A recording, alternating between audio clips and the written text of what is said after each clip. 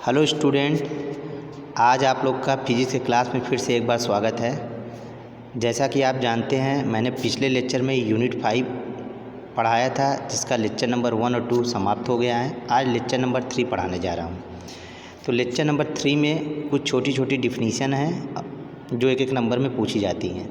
तो आज हम आपको पढ़ाने जा रहे हैं चुंबकीय पदार्थ के प्रकार, यानी चुंबकीय पदार्थ कितने प्रकार के होते हैं। तो चुंबकीय पदार्थ जो होते हैं बच्चों, वो 3 प्रकार के होते हैं, यानी 3 भागों में उनको विभाजित किया गया है। पहला प्रतिचुंबकीय पदार्थ, दूसरा अनुचुंबकीय पदार्थ और तीसरा लौह चुंबकीय पदार्थ। तो जो आपके सिलेबस में है बच्चों, ये तीनों पदार्थ हैं और साथ साथ इनकी डिफिनीशन, एग्जाम्पल और गुण के बारे में पढ़ना है, यानी कैरेक्टरिस्टिक्स के बारे में पढ़ना है। तो चलिए पहला नंबर शुरू करते हैं बच्चों।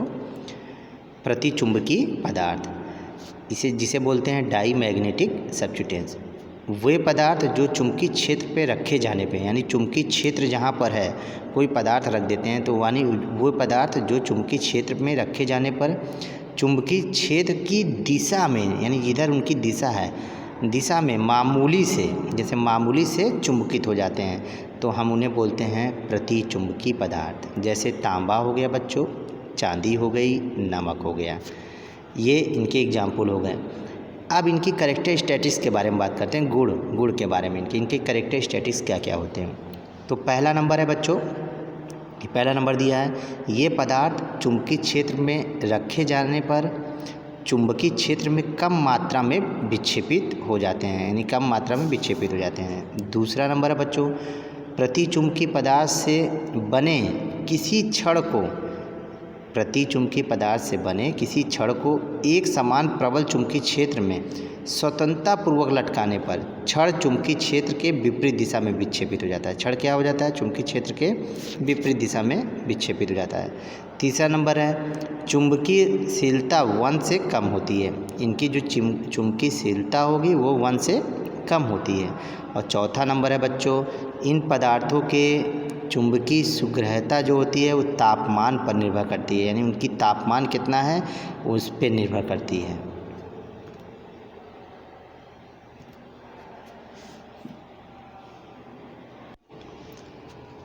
हाँ बच्चों, अब दूसरा नंबर जो है वो है अनुचुंबकीय पदार्थ, यानी हम आपको बताने जा रहे हैं अनुचुंबकीय पदार्थ के बारे में।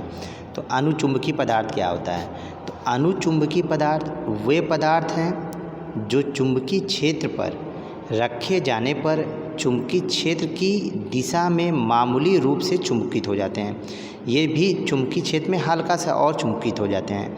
ये पदार्थ किसी शक्तिशाली चुंबक के सिरों के पास लाए जाते हैं तो पदार्थ सिरे की ओर आकर्षित करते हैं। यानी कहने का मतलब बच्चों, जब इन पदार्थों को किसी शक्तिशाली चुंबक के पास लाते हैं तो ये पदार्थ सिरे की ओर आकर्षित हो जाते हैं। जैसे याद रखिएगा, एल्युमिनियम, मैग्नीशियम और सोडियम। एल्युमिनियम का सिंबल होता है Al, मैग्नीशियम का Mn और सोडियम का Na।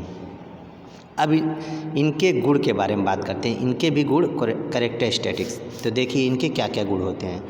इन पदार्थों में चुंबकीय प्रभाव का मान कम होता है। क्या होता है बच्चों? इन पदार्थों में चुंबकीय प्रभाव का मान कम होता है, पहला नंबर बच्चों।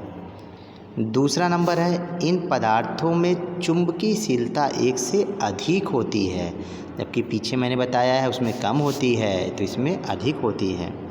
इन पदार्थों की जो भेदन क्षमता होती है 1 से अधिक होती है, तीसरा नंबर। इन पदार्थों की भेदन क्षमता जो होती है 1 से अधिक होती है।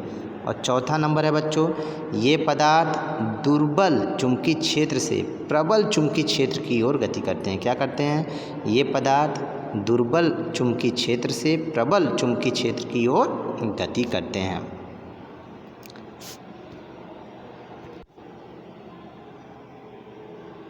हाँ हेलो स्टूडेंट, अब तीसरा नंबर बच्चों बात आती है लौह चुंबकीय पदार्थ की। तीसरा नंबर जो आपका है वो लौह चुंबकीय पदार्थ है। तो लौह चुंबकीय पदार्थ मीन्स फेरोमैग्नेटिक सब्स्टिट्यूएंट्स। तो अब देखिए लौह चुंबकीय पदार्थ क्या होता है। लौह चुंबकीय पदार्थ वे पदार्थ हैं जो चुंबकीय क्षेत्र में रखे जाने पर क्षेत्र की दिशा में ही प्रबल रूप से, ध्यान रखिएगा बच्चों, प्रबल रूप से चुंबकित हो जाते हैं। यानी लौह चुंबकीय पदार्थ वे पदार्थ हैं जो चुंबकीय क्षेत्र में रखे जाने पर क्षेत्र की दिशा में ही प्रबल रूप से यानी शक्तिशाली रूप से चुंबकित हो जाते हैं। वो क्या कहलाएंगे? लौह चुंबकीय पदार्थ कहलाएंगे। ये चुंबक के सिरे के समीप लाए जाने पर, यानी सिरों के जब आप पास ले आएंगे तो तेज़ी से आकर्षित होते हैं। किससे? तेज़ी से आकर्षित होते हैं, मतलब अपनी ओर खींचते हैं। जैसे निकिल, कोबाल्ट और लोहा। आपको एग्जाम्पल पे ध्यान रखना है। निकिल क्या है, कोबाल्ट क्या है, लोहा। निकिल, कोबाल्ट और लोहा इसके एग्जाम्पल हैं जो 1 नंबर के क्वेश्चन पूछ सकते हैं कि लौह चुंबकीय पदार्थ कौन होता है। तो दे देगा निकिल दे देगा, कोबाल्ट नहीं देगा, लोहा नहीं देगा, सोडियम दे देगा। तो आप उसमें एक टिक लगाना है कि लौह चुंबकीय पदार्थ जो है वो निकिल है। अब बच्चों इसके कैरेक्टरिस्टिक्स के बारे में बात करते हैं, गुण के बारे में। तो गुण क्या है इनके? पहला नंबर, इन पदार्थों को चुंबकीय क्षेत्र में रखते ही चुंबकीय क्षेत्र की दिशा में अति शीघ्र विक्षेपित हो जाते हैं। यानी इन पदार्थों को जैसे ही आप चुंबकीय क्षेत्र में रखेंगे वो चुंबकीय क्षेत्र की दिशा में अति शीघ्र विक्षेपित हो जाते हैं। ये पहला नंबर हो गया।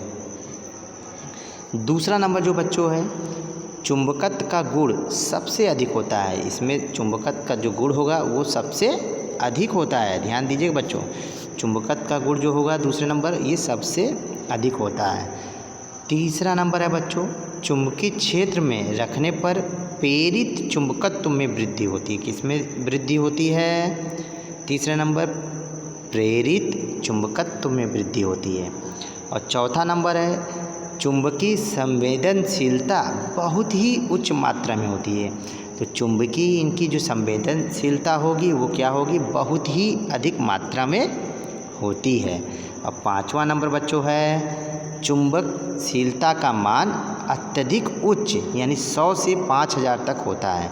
इनके चुंबकशीलता का मान जो होगा वो अधिकतम 100 से 5000 तक होता है। ये तो बच्चों तीनों लौह चुंबकीय, प्रतिचुंबकीय और अनुचुंबकीय तीनों पदार्थों के मेरे बारे में बता दिया, तीनों गुण के बारे में बता दिया। ये बहुत इंपॉर्टेंट है, 1-1 नंबर में पूछता है बच्चों, इसका ध्यान रखिएगा।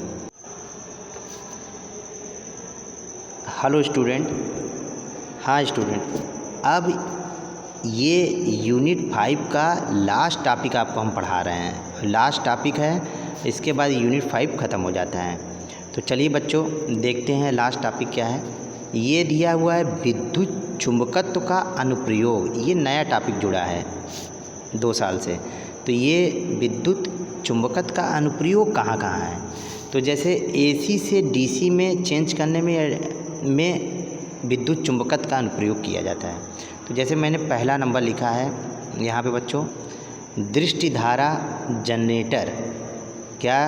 दृष्टि धारा जनरेटर यांत्रिक ऊर्जा को वैद्युत ऊर्जा में परिवर्तित कर देता है। कौन यांत्रिक ऊर्जा को विद्युत ऊर्जा में परिवर्तित करता है? दृष्टि धारा। जो DC जनरेटर में चुंबकीय क्षेत्र उत्पन्न करने के लिए, DC जनरेटर में चुंबकीय क्षेत्र को उत्पन्न करने के लिए विद्युत चुंबकों का उपयोग किया जाता है। यानी समझ गए बच्चों, यानी DC जनरेटर में चुंबकीय क्षेत्र जब उत्पन्न किया जाता है तो उसमें क्या किया जाता है? विद्युत चुंबकों का उपयोग किया जाता है। ये पहला नंबर हो गया इनका अनुप्रयोग में। दूसरा नंबर है बच्चों, DC मशीन की मोटर की में मशीन को दी गई DC विद्युत ऊर्जा। ध्यान दीजिएगा, DC मशीन की मोटर में ना बच्चों, मशीन को दी गई DC विद्युत ऊर्जा का यांत्रिक ऊर्जा में परिवर्तित होता है। क्या समझे बच्चों? DC मशीन जो है आपकी मोटर की में मशीन को दी गई DC विद्युत ऊर्जा का यांत्रिक ऊर्जा में किस में परिवर्तित होता है? यांत्रिक ऊर्जा में परिवर्तित होता है। या विद्युत चुंबकीय प्रेरण के सिद्धांत पर कार्य करता है। या किस पे काम करता है बच्चों? विद्युत चुंबकीय प्रेरण के सिद्धांत पर कार्य करता है। तो जैसे बच्चों 1 नंबर में पूछ सकता है कि वैद्युत ऊर्जा का यांत्रिक ऊर्जा में परिवर्तन क्या कहलाता है? तो DC मोटर में होता है। किस मोटर में होता है? DC मशीन मोटर में होता है। तो ये इस चैप्टर 5वीं यूनिट का लास्ट टॉपिक था बच्चों। इसके बाद ये यूनिट समाप्त हो गई है। अब 6 यूनिट मैं शुरू करूँगा। इसका आप नोट्स बना लीजिएगा और इसको एक एक पूरा पढ़ लीजिएगा। एक एक नंबर क्वेश्चन इसी पे पुट होंगे। Okay student.